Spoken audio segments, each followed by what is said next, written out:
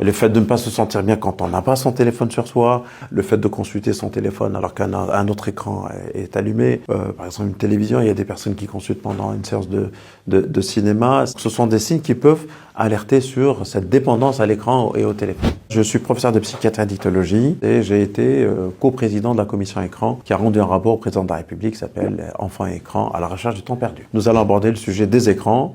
Et on va se poser la question sur le caractère ou non addictif des écrans. Il n'y a pas d'addiction aux écrans au sens stricto sensu, il y a une addiction au contenu. On a des symptômes qui peuvent apparaître et qui rappellent étrangement une forme d'addiction comportementale. C'est le temps passé, c'est les dommages installés, c'est-à-dire le fait de sacrifier sa vie sociale, le niveau scolaire, sa santé. Alors sa santé, c'est essentiellement le sommeil, la prise de poids, les difficultés aussi oculaires. On fabrique une génération de myope, avec les lumières bleues, notamment lorsqu'on consulte son téléphone.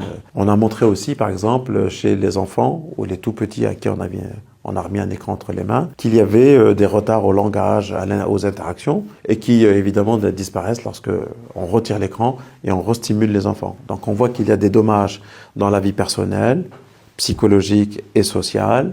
Les causes, c'est les nouvelles technologies qui ont permis de développer des produits addictifs, avec des algorithmes qui ciblent en gros ce que vous attendez. Par exemple, il y a certains réseaux sociaux qui proposent des vidéos courtes, percutantes et qui vous plaisent, avec une proposition qui est à l'infini. Donc ça, c'est vraiment un mécanisme de proposition qui vient mimer un produit addictif. Et vous avez une stimulation du système de récompense et vous vous retrouvez un peu piégé dans une bulle algorithmique. Il n'est pas étonnant de voir des jeunes, ou des moins jeunes d'ailleurs, avoir des temps d'écran élevés, au-delà de 8, 10, 12 heures par jour. Et derrière ça, évidemment, il y a tout un commerce, toute une industrie qui s'organise, qui fait de votre temps passé un temps qui va être commercialisé. Un chiffre intéressant mais qui est ancien, il y a 7,8 écrans par foyer, donc c'est beaucoup.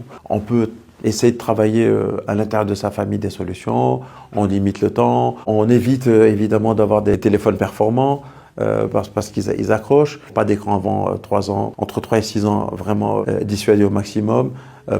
Jusqu'à 15 ans, éviter les réseaux sociaux. Au-delà, plutôt des réseaux éthiques que des réseaux que j'ai cités qui sont dans une stratégie commerciale. Et puis lorsque les troubles s'installent, s'adresser aux spécialistes, pas forcément des addictologues, médecins généralistes, psychologues. L'idée n'est pas de bannir l'outil numérique, mais de le maintenir toujours au service de notre facilité de vie, et pas le contraire.